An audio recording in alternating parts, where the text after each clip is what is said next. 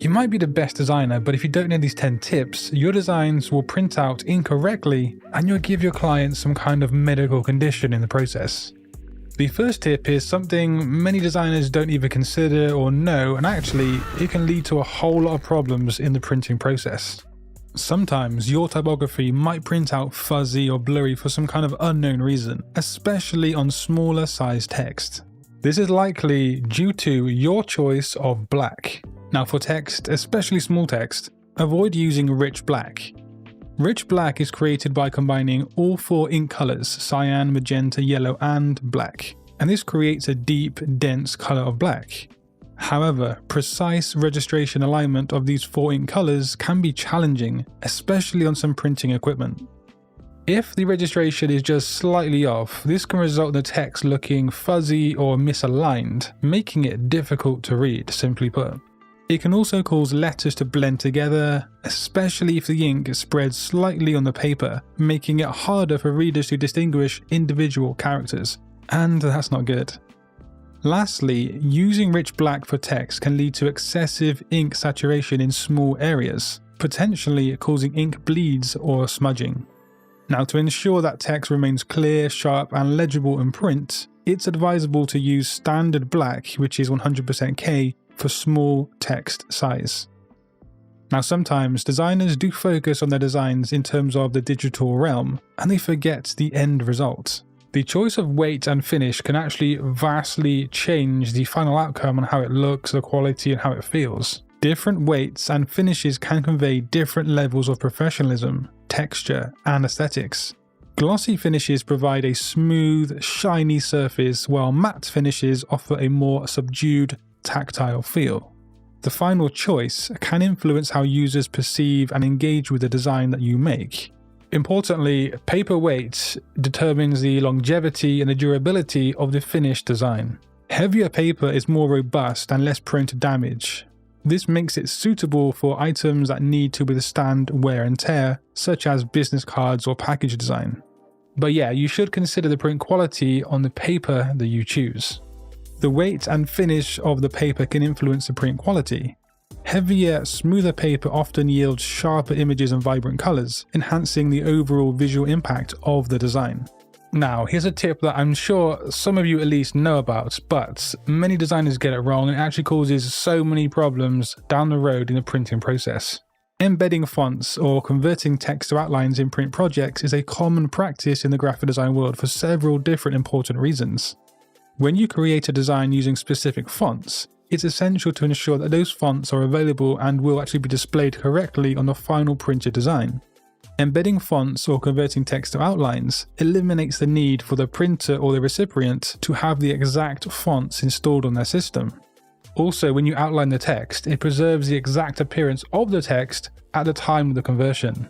This is crucial when you want to maintain the integrity of a custom or non-standard typeface that might not be readily available to other people. There are many more reasons, but just ensure that you outline the text or embed the fonts. I recently set my logo guide for printing and it turned out really well actually. However, also designing this guide was a pretty smooth process, and that's mainly because of the planning phase of my project.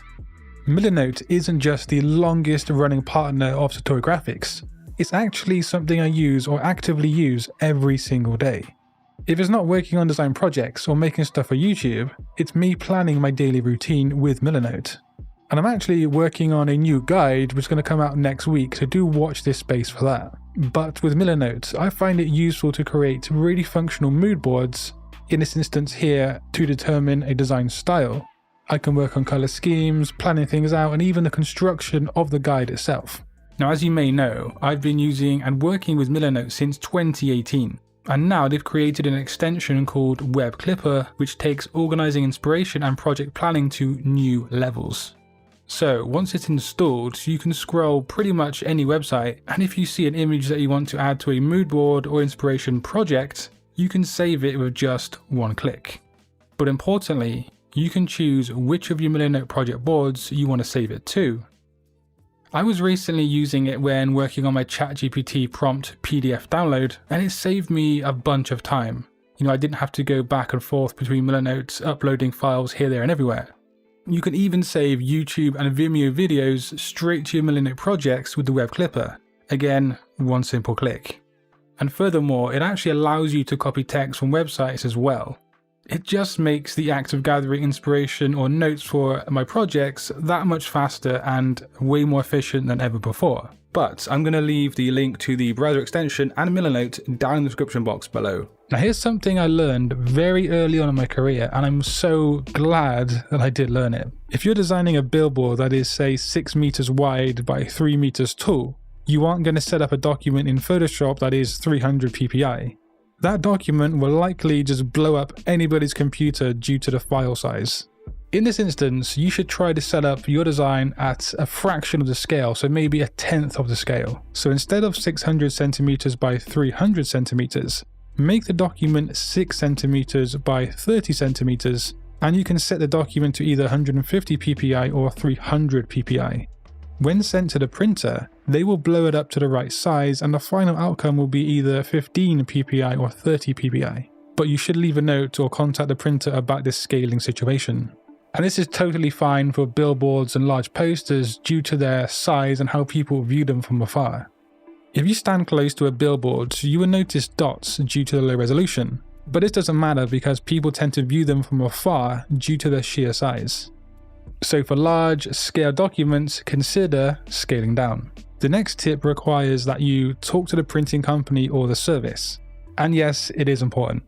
You should consult the printers because they will provide you with a recommended color profile based on their equipment and their process. If you have the wrong color profile for their setup, problems can occur such as colors not being precise or consistent, unpredictable printing results, and issues with the color gamut. So don't be shy and just reach out to your printer in terms of the color profile. So get your notepad or your digital checklist ready because here are a few quick tips that are often common but easily forgettable, and you don't want to forget them. Always use high quality, high resolution images for best printing results. Maintain a consistent color scheme for a professional and higher tier look on your designs. Wherever possible, use vector graphics because these tend to print out a lot crisper. Keep a checklist of everything mentioned in today's video. And test print before you order, say, 5,000 copies of a printed item with mistakes and errors. That's going to hurt. All of these tips will help you on any print project, but they don't actually allude to the design process. If you want to see a video about the design process, just click the video on screen. And until next time guys, design your future today. Peace.